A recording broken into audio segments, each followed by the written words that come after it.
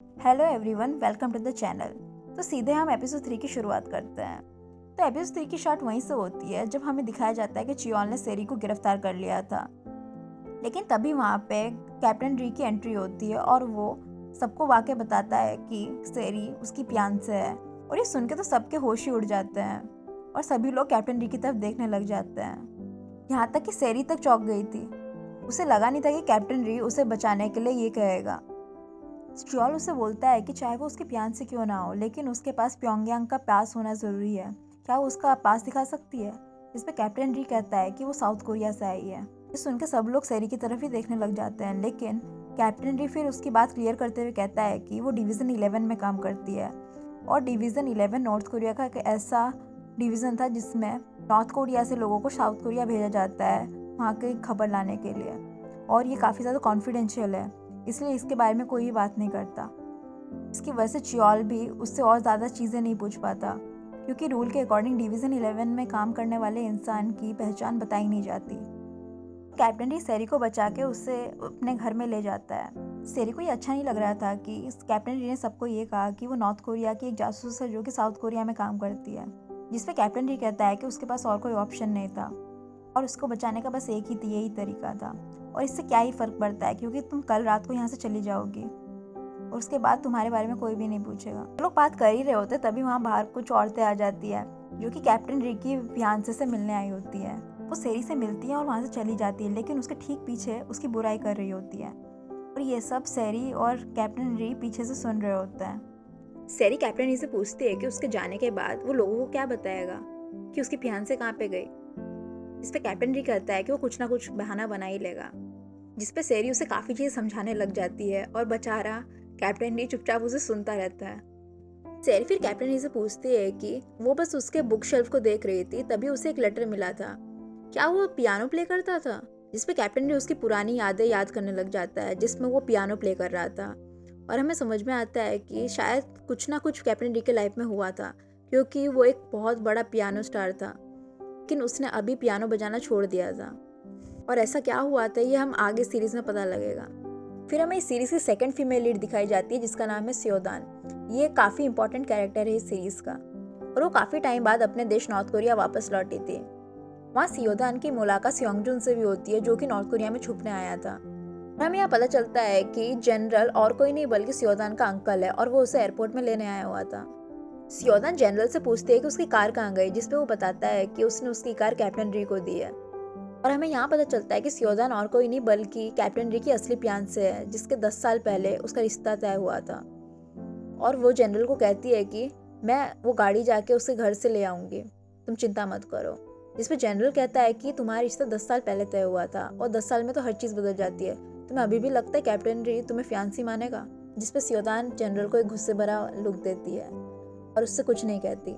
फिर हमें चियोल को दिखाया जाता है जो कि एक सीक्रेट जगह पे आता है और हमें पता चलता है कि उसका सीक्रेट बेस है जहाँ से छुप के वो सारे इलीगल काम करता है। हमें फिर उसके नीचे काम करने वाला एक आदमी भी दिखाया जाता है जिसका नाम है मानबॉक, और ये भी एक सीरीज का अहम कैरेक्टर होने वाला है। चियोल मानबॉक से कहता है कि कैप्टन री और कोई नहीं बल्कि मुयोक का भाई है, और ये कहते ही मानबॉक का चेहरे का रंग उड़ जाता है। और ऐसा क्यों है हम आगे पता चलेगा। चियोल मानबॉक से कहता है कि उसे कैप्टन री पे कड़ी निगरानी रखनी पड़ेगी, जिसपे मानबॉक कहता है कि एक नया वायर टेपर मंगाया गया है और वो उसके घर के बाहर लगा देगा, जिससे कि उसके घर में चल रही सारी बातों को वो सुन पाएगा। चियोल उससे कहता है कि उसकी एक फियांसे भी है और वो उसी के घर में उसके साथ रह रही है, और अगर हम इस औरत को यूज़ करते हैं तो हम कैप्टन री को फंसा सकते हैं, और कैप्टन री एक बहुत बड़े फैमिली से है और इसके जरिए हम बड़े ऑफिशियल से भी काम करवा सकते हैं। और ऐसा कह के वहाँ से चला जाता है। और फिर हमें बाद में मानबॉक को दिखाया जाता है और हमें उसकी असली सच्चाई पता चलती है, और हमें ये भी पता चलता है कि कैप्टन री के बड़े भाई के साथ क्या हुआ था। और हमें पास्ट का सीन दिखाया जाता है जिसमें कैप्टन री का बड़ा भाई मोहॉक गाड़ी में आ रहा होता है और वो कैप्टन री के बारे में ही बात कर रहा होता है जो कि स्विट्ज़रलैंड गया था पढ़ाई करने के लिए, और वो काफ़ी बड़ा पियानो स्टार था वहाँ का। और नॉर्थ कोरिया के रूल के अकॉर्डिंग दोनों में से किसी एक भाई को आर्मी ज्वाइन करनी थी, इसलिए उसका बड़ा भाई ने आर्मी ज्वाइन की थी और उसका छोटा भाई पियानो बजाने स्विट्ज़रलैंड गया था। और इन सब की बातें मानबॉक बैठ के उसके सेंटर में सुन रहा होता है और उसके हर एक कदम की जानकारी वो उस ट्रक ड्राइवर को दे रहा होता है जो कि मुयोक को मारने आया था। और एट लास्ट चियोल के कहने पे मानबॉक कैप्टन री के बड़े भाई को मरवा देता है और उसका एक्सीडेंट भी वैसे ही हुआ था जैसे उन चोरों का हुआ था। चियोल के पास एक सीक्रेट ट्रक था जो कि सबको मारने के लिए यूज़ होता था और वो उनका एक्सीडेंट करवा देता था ताकि किसी को भी पता ना चले कि ये उसका किया धरा है। और मानबॉक ये सब इसलिए कर रहा था क्योंकि चियोल ने उसको डरा के रखा हुआ था। चियोल ने उसे उसकी बीवी और बच्चे के नाम पे काफ़ी ज़्यादा डरा रखा था, इसलिए वो उसके खिलाफ नहीं जा सकता था और वो जो भी कहता था वही करता था। बाहर सभी कैप्टन री की गाड़ी को देख रहे होते हैं जिसमें वो रात को आया था और सेरी भी गेट के अंदर से उन लोगों को देख रही होती है। तभी पीछे से कैप्टन री आता है। कैप्टन री उससे कहता है कि वो काम पे जा रहा है, जिससे सेरी उसे रोक लेती है और कहती है कि मैं तुम्हें छोड़ने जाऊंगी बाहर को। जिस पे कैप्टन री कहता है ऐसा क्यों? तो जिस पे सेरी उससे कहती है कि रात को वो औरतें मेरे को काफ़ी भला बुरा कह रही थी, शायद रात को उन्हें मेरा चेहरा अच्छे से दिखा नहीं था और मैं अभी बाहर जाके उन्हें अपना असली चेहरा दिखाना चाहती हूँ। जिस पे कैप्टन री उससे कहता है कि इससे क्या ही फर्क पड़ता है, वो तुम्हारे बारे में क्या ही सोचती है, तुम तो यहाँ से चली जाओगी। जिस पे सेरी कहती है कि इसलिए तो मैं चाहती हूँ कि वो मुझे अच्छे से याद रखे क्योंकि बाद में उनसे मैं कभी मिलने नहीं वाली। वो बाहर जा ही रही होती है तभी उसे कैप्टन री रोक लेता है और कहता है कि तुम्हारे बाल इतने बिखरे पड़े हैं, अगर तुम्हें कोई भी देखेगा ना तो सोचेगा कि तुम कोई पागल औरत हो। और वो उसके बाल बांध देता है अपने रुमाल से। कैप्टन री और सेरी जब बाहर आते हैं तो सेरी सारी औरतों को जलाने के लिए कैप्टन री से फ्लर्ट करने लग जाती है और उससे काफ़ी ज़्यादा प्यारी प्यारी बातें करती हैं और सारी औरतें उसे दूर से देख देख के जल रही होती हैं और कैप्टन री को तो समझ में ही नहीं आ रहा है कि ये कर क्या रही है। वो बेचारा फालतू में ही पिसता जा रहा है, ना चाहते हुए भी सेरी उससे जो कह रही है वही कर रहा है। फिर कैप्टन री वहाँ से चला जाता है और फिर हमें सारी औरतों को दिखाया जाता है जो कि सेरी के बारे में ही बात कर रही होती हैं। फिर हमें कैप्टन री और उसके साथियों को दिखाया जाता है जो कि एक साथ बैठ के बात कर रहे होते हैं और ये काफ़ी ज़्यादा फनी कन्वर्सेशन है पूरे सीरीज़ की। चीसू कैप्टन री से पूछता है कि उसने ऐसा क्या कह दिया चियोल से कि उसने सेरी को छोड़ दिया। जिस पे कैप्टन री कहता है कि उसने ये कह दिया कि वो उसके फियांसे है और उसके पास कोई ऑप्शन नहीं था।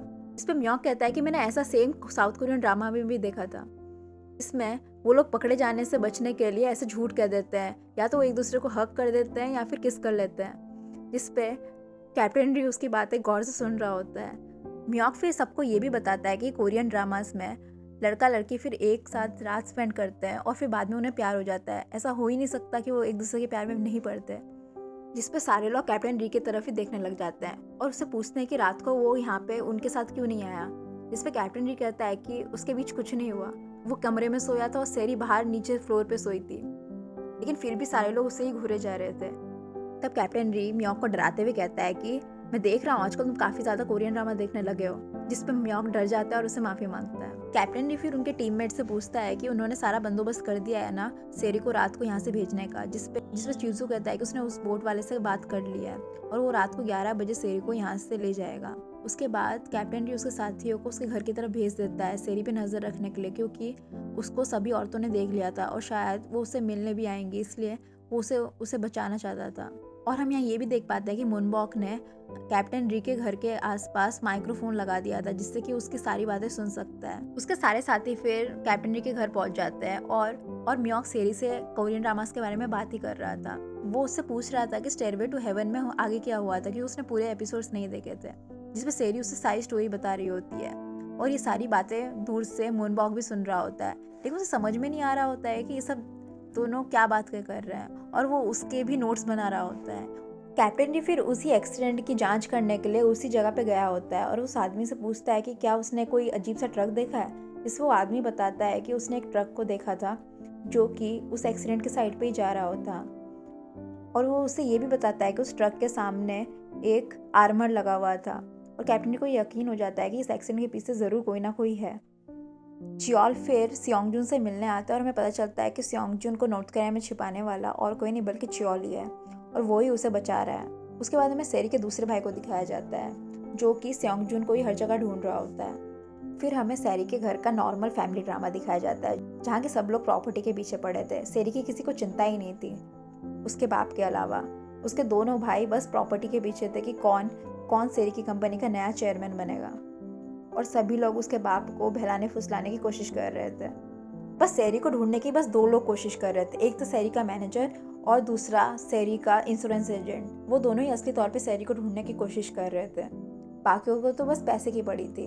फिर हमें एक बच्चे को दिखाया जाता है जो कि कैप्टन री के घर से कुछ कपड़े चुरा के भागता है और उसे कैप्टन री पकड़ लेता है, लेकिन वो बोलता है कि उसकी बहन काफ़ी बीमार है इसलिए वो खाना चुरा रहा था, और सेरी उसे कुछ खाने को दे देती है और वो बेचारा खुश होकर वहाँ से चला जाता है। सेवी सभी को अवार्ड्स दे रही होती है उसके जाने के पहले, और वो म्योंग से वादा करती है कि अगर वो कभी भी साउथ कोरिया आता है तो वो स्टेरवे की हीरोइन के साथ उसका लंच करवाएगी। और बाकी वो चीज़ों को भी अपना सारा सामान दे देती है जो कि कैप्टन री उसके लिए लाया था, जैसे कि उसका शैम्पू, कंडीशनर, बॉडी वॉश सभी। और वो कैप्टन री के चारों साथियों को उनका अवार्ड देती है, लेकिन वो कैप्टन री को कुछ भी नहीं देती। इससे कैप्टन री को काफ़ी ज़्यादा बुरा लगता है, लेकिन वो कुछ कहता नहीं और वहाँ से चला जाता है। लेकिन सेरी बस उसे चिढ़ाने के लिए कर रही थी। बाद में वो उसे बाहर ले जाती है और उसे कहती है कि उसने उसका थैंक यू कहने के लिए उसके लिए एक पेड़ खरीदा है।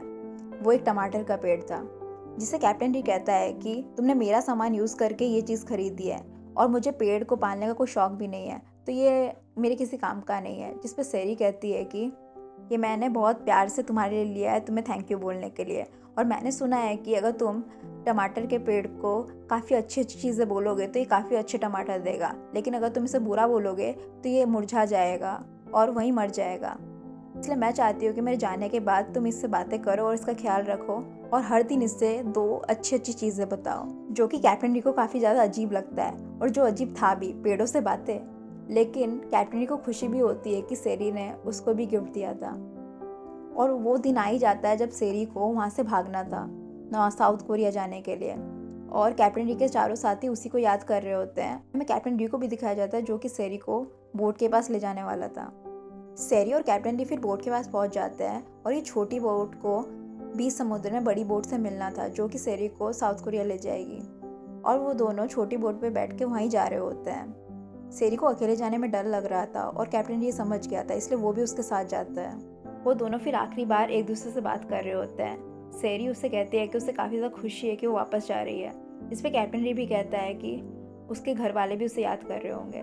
जिसमें सेरी कहती है कि वो तो मुझे जाके देखना पड़ेगा कि वो मुझे याद कर रहे थे या फिर मेरे जाने पे काफ़ी निराश हो जाएंगे। कैप्टन री को इस सुन काफ़ी ज़्यादा बुरा लगता है। बाद में कैप्टन री और सेरी एक दूसरे को अपना असली नाम बता देते हैं, क्योंकि उन्हें ऐसा लग रहा था कि वो लोग बस आखिरी बार मिल रहे हैं। उसी वक्त समुद्र में पेट्रोलिंग करने वाली पुलिस उनका बोट को रोक लेती है, और कैप्टन री और सेरी जाके शिप के नीचे वाले बेसमेंट में छुप जाते हैं। वो पुलिस ऑफिसर पूरी बोट की तलाशी करने लग जाता है। सेरी फिर कैप्टन री को बोल रही होती कुछ करने के लिए, वरना वो लोग पकड़े जाएंगे। और उसी वक्त कैप्टन री को म्योंग की बात याद आती है कि जैसे कि साउथ कोरियन ड्रामास में जब कोई मेल लीड और फीमेल लीड फंस जाते हैं तो वो दोनों एक दूसरे को हक कर लेते हैं या फिर किस कर लेते हैं। कैप्टन री को भी ये एक लास्ट ऑप्शन मिलता है और वो जाके सेरी को किस कर लेता है, और इसी के साथ एपिसोड 3 की यहीं एंड हो जाती है। और आप मुझे कमेंट करके बताइए कि आपको आगे क्या लगता है, क्या होगा। क्या वो पेट्रोलिंग ऑफिसर सेरी को गिरफ्तार कर लेगा, या फिर कैप्टन री के इस कदम के बाद सेरी बच जाएगी। इससे बड़ा सवाल, क्या सेरी अपने घर साउथ कोरिया पहुंच पाएगी? इसके लिए आपको इसका नेक्स्ट एपिसोड को देखना पड़ेगा, जो कि मैं जल्द ही चैनल पे अपलोड करूँगी। और हमें इस सीरीज़ में हर एपिसोड के एंड में एक एपिलॉग भी दिखाया जाता है। और अगर आपको ये एपिलॉग सुनना भी अच्छा लगता है तो आप मुझे कमेंट में बताइए, वरना नेक्स्ट वीडियोस में इसका एपिलॉग एक्सप्लेन नहीं करूँगी। हमें एपिलॉग में दिखाया जाता है कि सेरी ने जो उसे टमाटर का पेड़ दिया था उसे कैप्टन री 2 अच्छी बातें कह रहा होता है, जैसे सेरी ने उससे कहा था। और ये सारी चीज़ें मानबॉक सुन रहा होता है और उसे ऐसा लग रहा होता है कि कोई सीक्रेट कोड है, और वो उसे भी नोट कर रहा होता है। और ये काफ़ी ज़्यादा फनी सीन होता है, क्योंकि कैप्टन री ऐसा दिखा रहा था कि उससे सेरी की बातों से कोई भी फ़र्क नहीं पड़ता, लेकिन वो भी उसकी बातें सुन के एक टमाटर के पेड़ से बात कर रहा था। तो इसी के साथ मैं आपसे विदा लेती हूँ, और आप प्लीज़ मेरे चैनल को सब्सक्राइब कर लीजिए और नीचे लाइक बटन को क्लिक कर लीजिए। मैं जल्दी मिलूंगी इस सीरीज़ के नेक्स्ट एपिसोड के साथ। तब तक के लिए सिया।